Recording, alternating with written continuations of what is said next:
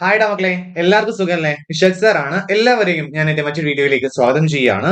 നോക്ക്, നമ്മൾ ഇന്നത്തെ ഈ ഒരു വീഡിയോയിൽ ഡിസ്കസ് ചെയ്യാൻ പോകുന്നത് USSന് വേണ്ടിയിട്ട് നിങ്ങൾ തയ്യാറെടുക്കുന്ന സമയത്ത് അല്ലെ, അടിസ്ഥാന ശാസ്ത്രത്തിൽ അല്ലെങ്കിൽ ബേസിക് സയൻസിൽ നിന്ന് നിങ്ങൾ പഠിച്ചു വെക്കേണ്ട രണ്ടാമത്തെ ചാപ്റ്ററിലെ വളരെ ഇമ്പോർട്ടന്റ് ആയിട്ടുള്ള ചോദ്യങ്ങൾ അല്ലെ. ഏതാണ്? പ്രകാശ വിസ്മയങ്ങൾ എന്നുള്ള സെക്കൻഡ് ചാപ്റ്റർ. വളരെ ഇമ്പോർട്ടന്റ് ആയിട്ടുള്ള ചാപ്റ്റർ ആണ്. നിരവധിയായ ചോദ്യങ്ങൾ വരുന്ന ഒരു ചാപ്റ്റർ ആണ്. നമുക്ക് സിമ്പിൾ ആയിട്ട് എന്ത് ചെയ്യാം, അതിൽ നിന്നുള്ള വളരെ അധികം ചോദ്യങ്ങൾ, അതായത് നിങ്ങൾക്ക് എവിടെ നിന്നൊക്കെ എങ്ങനെയൊക്കെ ചോദിക്കും, ആ ചോദ്യങ്ങളൊക്കെ ഞാൻ എന്ത് ചെയ്തിട്ടുണ്ട്, ഈ ഒരു വീഡിയോയിൽ ഉൾപ്പെടുത്തിയിട്ടുണ്ട്. പൂർണ്ണമായിട്ട് നിങ്ങൾ ഈ വീഡിയോ കാണുക.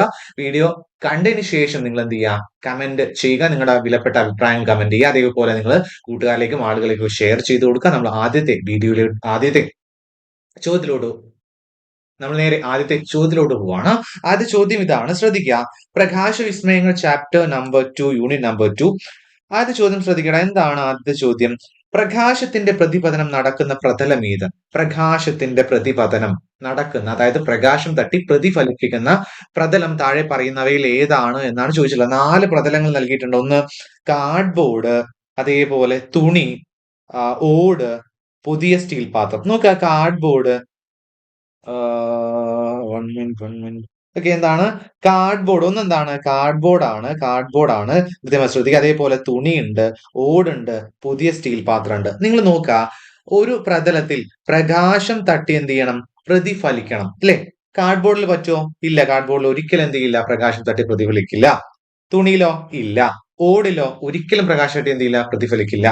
ഏതിലാ പ്രകാശം തട്ടി പ്രതിഫലിക്കുന്നത്? യെസ്, കൃത്യമായിട്ട് നമുക്ക് പറയാൻ പറ്റും, പുതിയ സ്റ്റീൽ പാത്രം. പുതിയ സ്റ്റീൽ പാത്രത്തിൽ നമ്മൾ പ്രകാശം അടിക്കാൻ എന്ത് ചെയ്യും, അത് സ്വാഭാവികമായിട്ട് എന്ത് ചെയ്യും, അത് പ്രതിഫലിക്കുമെന്ന് കൃത്യമായിട്ട് നമുക്ക് പറയാൻ പറ്റും അല്ലെ? അടുത്ത ചോദ്യം. ഇനി രണ്ടാമത്തെ ചോദ്യമാണ്, പ്രകാശം നന്നായി പ്രതിപദിക്കുന്ന വസ്തുവിന്റെ നിറം ഏതാണ്? എല്ലാ പ്രകാശവും തട്ടി പ്രതിപദിപ്പിക്കുന്ന വസ്തുവിന്റെ നിറം ഏത് എന്നാണ് ചോദ്യം. മഞ്ഞ, ചുവപ്പ്, വെളുപ്പ്, കറുപ്പ്. ഓക്കെ, ഒരു ടിപ്പ് കൂടി തരാൻ. എന്താണ്? പ്രകാശം തീരെ പ്രതിഫലിപ്പിക്കാത്ത ആ ഒരു നിറമാണ് കറുപ്പ്. ഇനി എല്ലാ പ്രകാശത്തെയും നന്നായി പ്രതിഫലിപ്പിക്കുന്ന ഒരു വസ്തുവിന്റെ നിറം വെള്ളയായിരിക്കും. ഓർത്തുക, എന്താണ്? വെള്ളയായിരിക്കും. കൃത്യമായിട്ട് ഓർത്തു കേട്ടോ. എന്താണ്? വെളുപ്പ് അല്ലെങ്കിൽ എന്താണ്? വെള്ള നിറം, വൈറ്റ് നിറമായിരിക്കും. ഓക്കെ ആണോ? ദർപ്പണത്തിൽ പതിക്കുന്ന രശ്മിയുടെ പതന കോൺ 60 ആണെങ്കിൽ പ്രതിപതന കോൺ എത്രയാണ്? ഓക്കെ, പതന കോൺ, അതേപോലെ എന്താണ് പ്രതിപതന കോൺ. നമുക്ക് കൃത്യമായിട്ടൊന്ന് നോക്കാം. എന്താണ്? യെസ്, ഇതാണ് ആ ഒരു മാധ്യമം എന്ന് വിചാരിക്കാം അല്ലെ. ഇതെന്താണ്? നോർമൽ ആണ്. ഓക്കെ, പതന കോൺ എന്താണ്? 60 ഡിഗ്രി ആണെങ്കിൽ സ്വാഭാവികമായിട്ട് എന്താണ്? ഇത് ഇവിടുന്ന് പതിക്കുന്ന ഭാഗമാണ്. അതേപോലെ എന്താണ്? ഇത് പ്രതിപതിക്കുന്ന ഭാഗമാണ്. ഓക്കെ, ഇത് 60 ഡിഗ്രി ആണെങ്കിൽ സ്വാഭാവികമായിട്ട് എന്താണ്? യെസ്, നോർമലുമായിട്ട് ഉണ്ടാക്കുന്ന ഇത് 60 ആണെങ്കിൽ ഇതും എന്തായിരിക്കും? 60 ഡിഗ്രി ആയിരിക്കും. കൃത്യമായിട്ട് പഠിച്ചു കേട്ടോ. എന്താണ്? യെസ്, പതന കോൺ എത്രയാണോ അത്രയും തന്നെയായിരിക്കും എന്തുണ്ടാവുക? പ്രതിപതനം കോണും ഉണ്ടാവുക. സിമ്പിൾ ആയിട്ട് പഠിച്ചല്ലോ, അടിപൊളിയായിട്ട് പഠിച്ചല്ലോ. യെസ്. ഇനി അടുത്ത ചോദ്യം. പകൽ സമയത്ത് മുറിക്കകത്ത് പ്രകാശം ലഭിക്കുന്നതിന് കാരണം ഇത് നമുക്കറിയാം. എന്താണ്?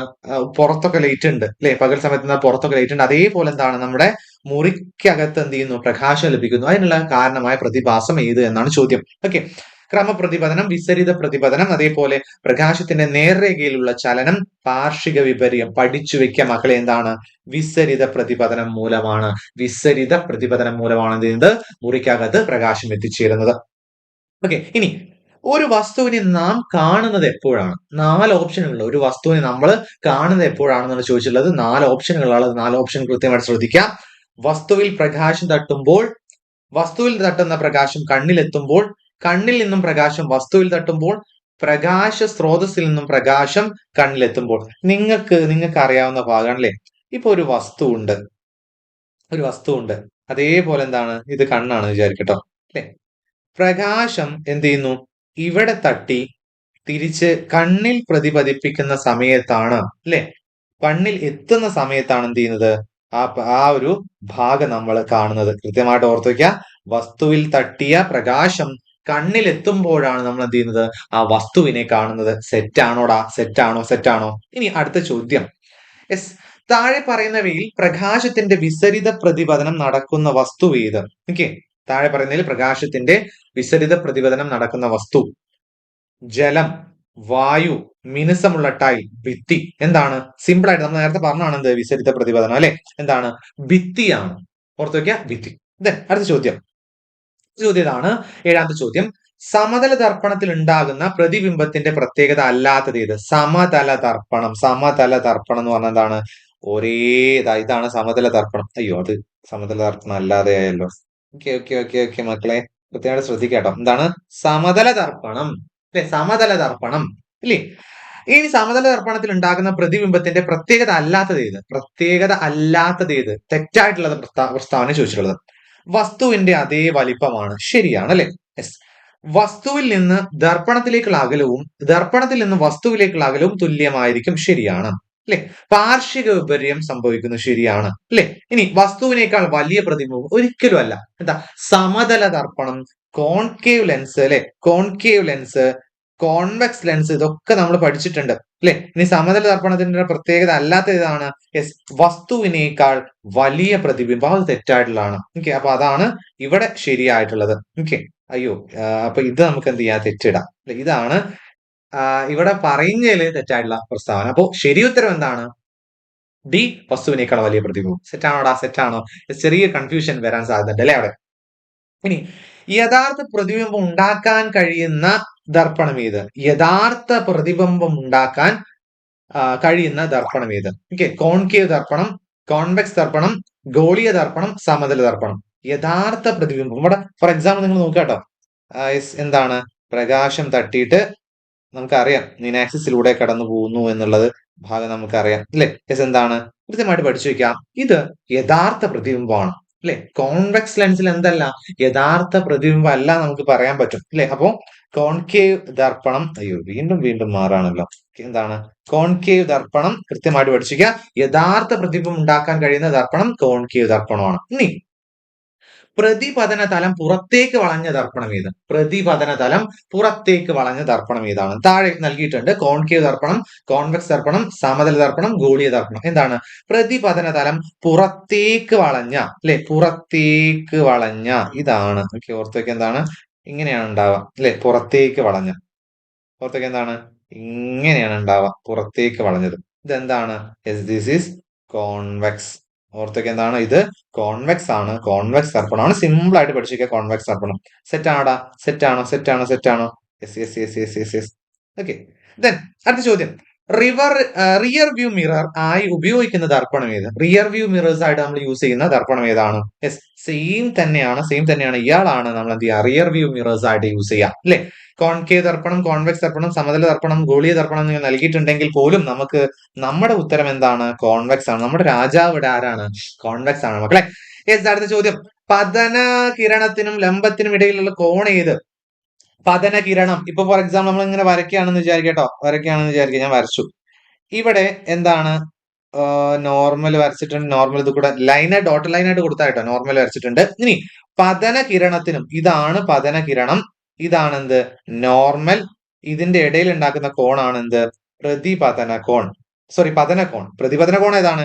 ഇതാണ് പ്രതിപതന കോൺ. അപ്പൊ പതന കോൺ എന്താണ്? കൃത്യമായിട്ട് ഓർത്ത് വെക്കാം. ഇതാണ് പതന കോൺ. ഓക്കെ, ഇവിടെയുള്ള ഈ ഒരു ഭാഗമാണ് പതന കോൺ എന്ന് പറഞ്ഞാൽ ഈ ആംഗിൾ ആണ് അല്ലെ? അത് എത്രയാണോ ഉള്ളത് അത് തന്നെയായിരിക്കും എന്തുണ്ടാവുക? ഇവിടെ ഉണ്ടാവുക. അത് നിങ്ങൾ എന്ത് ചെയ്യുക? സെറ്റായിട്ട് പഠിച്ചിരിക്കുക. നിങ്ങൾ സെറ്റായിട്ട് പഠിച്ചിരിക്കുക എനിക്ക് അറിയാം. നല്ല മക്കളെ, കിട്ടില്ല മക്കളാണ്. ഇനി അടുത്ത ചോദ്യം. വസ്തുവിനേക്കാൾ ചെറിയ പ്രതിബിംബം ലഭിക്കുന്നത് ഏത് ദർപ്പണത്തിലാണ്? അല്ലെ? വസ്തുവിനേക്കാൾ ചെറിയ പ്രതിബിംബം. വസ്തു വലുത്, പ്രതിബിംബം എന്താ? ചെറുത്. എങ്ങനെ ലഭിക്കാം? ഏതിലാണ് ലഭിക്കാം? സമതല ദർപ്പണമാണോ? കോൺകേവ് ദർപ്പണമാണോ? കോൺവെക്സ് ദർപ്പണമാണോ? കോൺകേവ് ദർപ്പണമാണോ? അല്ലെ? വസ്തുവിനേക്കാൾ ചെറിയ പ്രതിബിംബം എന്ന് പറഞ്ഞാൽ എന്താണ്? നമ്മൾ കൃത്യമായിട്ട് ഓർത്തു വെക്കുക. കോൺവെക്സ് ദർപ്പണത്തിലാണ് എന്ത്? വസ്തുവിനേക്കാൾ ചെറിയ പ്രതിബിംബം നമുക്ക് ലഭിക്കുന്നത്. ഓക്കെ, അത് നമ്മൾ വരച്ചു പഠിച്ചിട്ടുണ്ട്. നോക്കാം. ഇനി ഇവിടെ നൽകിയിട്ടുള്ള ഒരു ഭാഗം നോക്കാട്ടോ. ഒരു ഭാഗം എന്ന് പറഞ്ഞാൽ എന്താണ്? ഇത്രയും നോക്കുക നിങ്ങള്. വസ്തു, ദർപ്പണം, പ്രതിബിംബം. അതായത് വസ്തു സ്മോൾ ആണെങ്കിൽ പോലും എന്താണ്? പ്രതിബിംബം ലാർജ് അല്ലെങ്കിൽ ബിഗ് ആയിരിക്കും. ലാർജ് എന്ന് കൊടുക്കുക അല്ലെ? ലാർജ്, നമ്മളെ ലാർജ്. ഓക്കെ, എന്താണ്? ലാർജ് ആയിരിക്കും. വസ്തു ചെറുതും വലിയ പ്രതിബിംബമാണെങ്കിൽ എന്താണ്? നമുക്ക് പറയാൻ കൃത്യമായിട്ട് അത് കോൺകേവ് ദർപ്പണമാണ്. കോൺകേവ് ദർപ്പണത്തിൽ നിന്നാണ് നമുക്ക് ലഭിക്കുക. ഇനി താഴെ എന്ത് ചെയ്തിട്ടുണ്ട്? ചിത്രത്തിൽ ഉപയോഗിച്ചിരിക്കുന്ന ലെൻസ് ഏതാണെന്ന് പറയാം അല്ലെ? ചിത്രത്തിൽ ഉപയോഗിച്ചുള്ള ലെൻസ് എന്താണ്? ഇവിടെ ലെൻസ് കൊടുത്തിട്ടുണ്ട്. നമ്മൾ നേരെ കൊടുക്കുന്നതാണ്. പക്ഷെ എന്ത് ചെയ്യുന്നു? അത് തിരിഞ്ഞും മറിഞ്ഞൊക്കെ എന്ത് ചെയ്യുന്നു? യെസ്, അത് രണ്ട് സൈഡിലുകളിലേക്ക് പോവാണ്, ഡൈവേർജ് ചെയ്ത് പോവാണ് അല്ലെ, യെസ്, വ്യതിചലിച്ച് പോവാണ് അല്ലെ. കോൺകേവ് ആണോ, കോൺവെക്സ് ആണോ, ബൈകോൺകേവ് ലെൻസ് ആണോ, അല്ലെങ്കിൽ കോൺകേവ് മിറർ ആണോ എന്നാണ് ചോദിച്ചിട്ടുള്ളത്. ഓക്കെ, അതായത് ഇവിടെ നോക്കുക, ഇവിടെ നേർരേഖയിലാണ്, അയ്യോ അയ്യോ അയ്യോ അയ്യോ, എന്താണ് കളർ മാറി, എന്താണ്, നേർരേഖയിലാണ് വന്നിട്ടുള്ളത്. ഓക്കെ, നേർരേഖയിലാണ് വന്നിട്ടുള്ളത്. ഇവിടെ എന്ത് ചെയ്യുന്നു, യെസ്, ഈ ഒരു മിറർ, ഇവിടെയുള്ള മിററിൽ തട്ടിയിട്ട് എന്ത് ചെയ്യുന്നു, തിരിച്ചു പോകുന്ന എന്താണ്, ഡൈവേർജ് ചെയ്തിട്ടാണ്. ഓക്കെ, ഡൈവേർജ് ചെയ്തിട്ടാണ്. കൃത്യമായിട്ട് പഠിച്ചു വെക്കുക, അത് കോൺകേവ് ലെൻസ് ആണ്. ഓർത്ത് വെക്കുക, എന്താണ്, കോൺകേവ് ലെൻസ് ആണ് കേട്ടോ. സെറ്റായിട്ട് പഠിച്ചു വെക്കുക, കോൺകേവ് ലെൻസ്. ഓക്കെ, ഒരിക്കലും എന്തല്ല, കോൺകേവ് മിറർ അല്ല. കോൺകേവ് മിറർ ആണ് എന്ത് ചെയ്യുന്നു, തിരിച്ച് നമ്മളെ അടുത്തേക്ക് എന്ത് ചെയ്യുന്നു, വരുന്നു. അത് കൃത്യമായിട്ട് പഠിച്ചു വെക്കുക. The right answer is concave lens. Convex ആണെങ്കിലോടാ, കൃത്യമായിട്ട് ഓർത്ത് വെക്കുക, കോൺവെക്സ് ആണെങ്കിലോ, ഇതിപ്പോ ആകപ്പാടാകപ്പാടാകപ്പാടെ എല്ലായിടത്തും ചിത്രം വരെയാണ് അല്ലെ. അപ്പൊ എന്താണ്, നിങ്ങൾ നോക്കുക, കോൺവെക്സ് ആണെങ്കിലോ, അല്ലെ, കോൺവെക്സ് ആണെങ്കിൽ നമ്മൾ നേരെ കൊടുക്കുന്നൊക്കെ എന്ത് ചെയ്യുന്നു, ഡൈവേർജ് ചെയ്തിട്ട് ഒരൊറ്റ പോയിന്റിലോട്ട് വരുന്നു അല്ലെ, ഒറ്റ പോയിന്റിലോട്ട് വരുന്നു. മനസ്സിലായോ? അപ്പൊ ഇതെന്താണ്, ഡയറക്റ്റ് ഇങ്ങോട്ട് വരികയാണെങ്കിൽ സ്വാഭാവികമായിട്ടും എന്താണ്, ഇത് കോൺവെക്സ് ലെൻസ് ആണ്, കോൺവെക്സ് ലെൻസ് ആണ്. സെറ്റ് ആണോടാ, സെറ്റ് ആണോ? യെസ്. നെക്സ്റ്റ് ചോദ്യം എന്താണ്, ആവർത്തനം ആവർത്തനം സംഭവിക്കുന്നത് എപ്പോൾ, ആവർത്തനം സംഭവിക്കുന്നത് എപ്പോഴാണ് അല്ലെ. പ്രകാശം ഒരു മാധ്യമത്തിൽ നിന്നും മറ്റൊരു മാധ്യമത്തിലേക്ക് കടക്കുമ്പോൾ, പ്രകാശം മിനുസമുള്ള പ്രതലത്തിൽ പതിക്കുമ്പോൾ, പ്രകാശം പരത്തുന്ന പ്രതലത്തിൽ പതിക്കുമ്പോൾ, പ്രകാശം വായുവിലൂടെ കടന്നു പോകുമ്പോൾ. അപ്പൊ സ്വാഭാവികം എന്താണ്, ഒരു മാധ്യമത്തിൽ നിന്ന് മറ്റൊരു മാധ്യമത്തിലേക്ക് കടക്കുന്ന സമയത്ത് എന്ത് ചെയ്യും, ഡൈവേർഷൻ സംഭവിക്കുന്നു. ഓക്കെ, അപ്പൊ ആവർത്തനം സംഭവിക്കുന്ന എപ്പോഴാണ്, യെസ്, പ്രകാശം ഒരു മാധ്യമത്തിൽ നിന്നും മറ്റൊരു മാധ്യമത്തിലേക്ക് കടക്കുമ്പോൾ. സെറ്റായിട്ട് പഠിച്ചിരിക്കടാ, സെറ്റായിട്ട് പഠിച്ചിരിക്കുക. അടുത്ത ചോദ്യം, ആവർത്തന പ്രതിപതനം നടക്കുന്നത് ദർപ്പണങ്ങൾ എങ്ങനെ ക്രമീകരിക്കുമ്പോഴാണ്. ആവർത്തന പ്രതിപതനം അല്ലെ, പ്രതിപതനം എന്ത് ചെയ്യുക, ആവർത്തിക്കുക എന്നാണ്. 45 ഡിഗ്രി, 90 ഡിഗ്രി, 30 ഡിഗ്രി കോൺ. ഇവിടെ ഓർത്തു വെക്കുക, എന്താണ്, സമാന്തരമായി നമ്മള് ദർപ്പണങ്ങൾ ക്രമീകരിക്കുന്ന സമയത്താണ് എന്ത് ചെയ്യുന്നത്, അവിടെ ആവർത്തന പ്രതിപതനം നടക്കുന്നത്. ഓക്കെ, സെറ്റ് അല്ലേ, സെറ്റ് അല്ലേ. അടുത്ത ചോദ്യം, പെരിസ്കോപ്പ്. ഞാൻ ചിത്രം ഇവിടെ കൊടുക്കാം. പെരിസ്കോപ്പ് നിങ്ങൾ കണ്ടിട്ടുണ്ട് അല്ലെ. പെരിസ്കോപ്പിൽ ദർപ്പണങ്ങൾ ക്രമീകരിച്ചിരിക്കുന്നത് ഏത് കോണളവിലാണ്? ഞാൻ ഭംഗിയായിട്ട് ഇപ്പൊ വരച്ചുതരാട്ടോ. ഓക്കെ മക്കളെ, ചിത്രം രസമൊന്നും ഉണ്ടാവണമെന്നില്ല. ഓക്കെ, പക്ഷെ നമ്മൾ എന്ത് ചെയ്യാ, നമ്മൾ ആശയം പഠിച്ചിരിക്കാം, ആശയം പഠിച്ചിരിക്കാം. ആശയം എങ്ങനെ പഠിച്ചു വെക്കും, ഇതാണ്, ഈ പച്ചയാണ് കേട്ടോ മിറർ, പച്ചയാണ് മിറർ. അപ്പൊ ഇത് എത്രയാണ്, ഇത് 45 ഡിഗ്രി ആണ് കേട്ടോ. എന്താണ്, ഓർത്ത് വെക്കുക, 45 ഡിഗ്രി ആണ്. അപ്പൊ പെരിസ്കോപ്പിൽ ദർപ്പണങ്ങൾ ക്രമീകരിച്ചിരിക്കുന്നത് ഏത് കോണളവിലാണ്, 45 ഡിഗ്രി കോണളവിലാണ്. ഓക്കെ, ചിത്രരസലയിൽ കണ്ടന്റ് നിങ്ങൾ എന്ത് ചെയ്യുക, കൃത്യമായിട്ട് പഠിക്കുക. സെറ്റാണോ, സെറ്റാണോ, സെറ്റാണോ? ഇനി താഴെ കൊടുത്തിരിക്കുന്നതിൽ കോൺവെക്സ് ലെൻസ് ഉപയോഗിക്കാത്ത ഉപകരണം ഏത്? ഓക്കെ, താഴെ കൊടുത്തിരിക്കുന്നവയിൽ കോൺവെക്സ് ലെൻസ് യൂസ് ചെയ്യാത്ത ഉപകരണം ഏത് എന്നാണ് ചോദ്യം. ചോദ്യം കൃത്യമായിട്ട് വായിച്ചു നോക്കുക, ഓപ്ഷൻസ് ശ്രദ്ധിക്കുക. Microscope, kaleidoscope, camera, projector. ഇതിൽ കോൺവെക്സ് ലെൻസ് യൂസ് ചെയ്യാത്തത് കാലിഡോസ്കോപ്പിലാണ്. മൈക്രോസ്കോപ്പ് അതേപോലെ ക്യാമറ, പ്രൊജക്ടറുകൾക്ക് മെയിൻ ആളാരാണ്, നമ്മുടെ കോൺവെക്സ് ലെൻസ് ആണ്, കോൺവെക്സ് ലെൻസ് ആണ്. Okay, convex lens. സെറ്റ് ആണോടാ? ഇനി ലെൻസിന്റെ പവർ പ്രസ്താവിക്കുന്ന യൂണിറ്റ് ഏതാണ്? ലെൻസിന്റെ പവർ ഏത് യൂണിറ്റിലാണ് നമ്മൾ പ്രസ്താവിക്കുക അല്ലെ. 4 കാര്യങ്ങൾ കൊടുത്തിട്ടുണ്ട്. ഡയോപ്റ്റർ, ഡെസിബൽ, ഹേർട്സ്, ആവർത്തി. ഏതാ ഉത്തരം? ഡയോപ്റ്റർ. ലെൻസിന്റെ പവർ ഡയോപ്റ്റർ ആണ്. ബാക്കിയുള്ള 4 കാര്യങ്ങൾ എന്ത് ചെയ്യുക, കൃത്യമായിട്ട് ഓർത്ത് വെക്കണം കേട്ടോ. അടുത്ത ചോദ്യം എന്താണ്, കാലിഡോസ്കോപ്പ് നിർമ്മാണത്തിനായി ഉപയോഗിക്കുന്ന ദർപ്പണം. നമ്മൾ കാലിഡോസ്കോപ്പ് ജസ്റ്റ് നേരത്തെ വരച്ച്, ഞാൻ ഭംഗിയായിട്ട് വരച്ച് നിങ്ങൾക്ക് കാണിച്ചു തന്നിട്ടുണ്ട്. കോൺകേവ് ദർപ്പണമാണോ, സമതല ദർപ്പണമാണോ, കോൺവെക്സ് ദർപ്പണമാണോ, ഗോളീയ ദർപ്പണമാണോ? ഇതിൽ കാലിഡോസ്കോപ്പ് നിർമ്മാണത്തിനായി യൂസ് ചെയ്യുന്ന ദർപ്പണം സമതല ദർപ്പണമാണ്, സമതല ദർപ്പണമാണ്. സെറ്റ് ആണോടാ, സെറ്റാണോ, സെറ്റാണോ? യെസ്. അടുത്ത ചോദ്യം, മഴവില്ലിന്റെ ഏറ്റവും പുറമെയുള്ള നിറം ഏതാണ്? നമുക്ക് ജസ്റ്റ് എന്താണ് എഴുതി വെക്കാം, വിബ്ജിയോർ, വിബ്ജിയോർ. എന്താണ്, violet, IndiGo, blue, green, yellow, orange, red അല്ലെ. ഇതില് ഏറ്റവും പുറമെയുള്ള ആൾ ആരാണ്? റെഡ് ആണ്, ചുവപ്പാണ് അല്ലെ. ചുവപ്പ് ചുവപ്പ് ചുവപ്പ് എന്താണ്, ചുവപ്പ് നിറം. ഓക്കെ, കൃത്യമായിട്ട് എന്ത് ചെയ്യാ, നിങ്ങൾ ഓർത്ത് വെച്ച് പഠിക്കാം. ഓക്കെ, കൃത്യമായിട്ട് എന്ത് ചെയ്യാ, നിങ്ങൾ ഓർത്ത് വെച്ച് പഠിക്കാം. ദെൻ അടുത്ത ചോദ്യം നോക്കുക, എന്താണ് അടുത്ത ചോദ്യം, 22ാമത്തെ ചോദ്യം. യെസ്, കൃത്യമായിട്ട് ഓർത്ത് വെക്കുക. ദർപ്പണങ്ങൾ തമ്മിലുള്ള കോണളവും ഉണ്ടാക്കുന്ന പ്രതിബിംബങ്ങളുടെ എണ്ണവും തമ്മിലുള്ള ബന്ധം എന്ത്? ഓക്കെ, കോണളവ് കൂടുമ്പോൾ പ്രതിബിംബങ്ങളുടെ എണ്ണം കുറയുന്നു, കോണളവ് കൂടുമ്പോൾ പ്രതിബിംബങ്ങളുടെ എണ്ണം കൂടുന്നു. കോണളവ് കുറയുമ്പോൾ പ്രതിബിംബങ്ങളുടെ എണ്ണം കുറയുന്നു. കോണളവും പ്രതിബിംബങ്ങളുടെ എണ്ണവും തമ്മിൽ യാതൊരു ബന്ധവുമില്ല. അവർ തമ്മിൽ യാതൊരു ബന്ധവുമില്ല എന്നാണ് പറഞ്ഞിട്ടുള്ളത്. അപ്പൊ ഓർത്ത് വെക്കുക, കോണളവ് കൂടുകയാണെങ്കിൽ എന്ത് ചെയ്യുന്നു? പ്രതിബിംബങ്ങളുടെ എണ്ണം കുറയുന്നു. സെറ്റ് ആയിട്ട് പഠിക്കട്ടോ. കോണളവ് കൂടുമ്പോ പ്രതിബിംബങ്ങളുടെ എണ്ണം എന്ത് ചെയ്യുന്നു? കുറയുന്നു. സെറ്റ്. ഇനി പ്രകാശം ഒരു പ്രിസത്തിലൂടെ കടന്നു പോകുന്ന സമയത്ത് പ്രകാശത്തിന് എന്ത് സംഭവിക്കുന്നു? അല്ലെ, ഇതാണ് പ്രിസം എന്ന് വിചാരിക്കാം. നല്ല മനോഹരമായ പ്രിസം ഉണ്ട്. ഓക്കെ, എന്ത് ചെയ്യുന്നു? യെസ്, ഇവിടെ പ്രകാശം തട്ടുന്നു. ഓക്കെ, എന്നിട്ട് എന്ത് ചെയ്യുന്നു? യെസ്, അത് എന്താ സംഭവിക്കുന്നത്? ചിത്രം രസം നോക്കണ്ട കേട്ടോ, ഭംഗിയായിട്ട് നോക്കണ്ട. ചിത്രം വരയ്ക്കാൻ കുറച്ചൊരു പ്രയാസം ഉണ്ട്, അതുകൊണ്ടാണ് കേട്ടോ. യെസ്, എന്താണ്? യെസ്, അവിടെ സംഭവിക്കുന്ന ആരാണ്? പ്രകീർണനമാണ്. പ്രകീർത്തനോ? ഓക്കെ, പ്രകീർത്തനം അല്ല കേട്ടോ. എന്താണ്? പ്രകീർണനം. ഓക്കെ, മഴവില്ലൊക്കെ ഉണ്ടാവുന്നതിന് സഹായിക്കുന്ന ഒരു ഭാഗമാണെന്ത്? പ്രകീർണനം എന്നുള്ള രീതിയിൽ. എന്താണ്?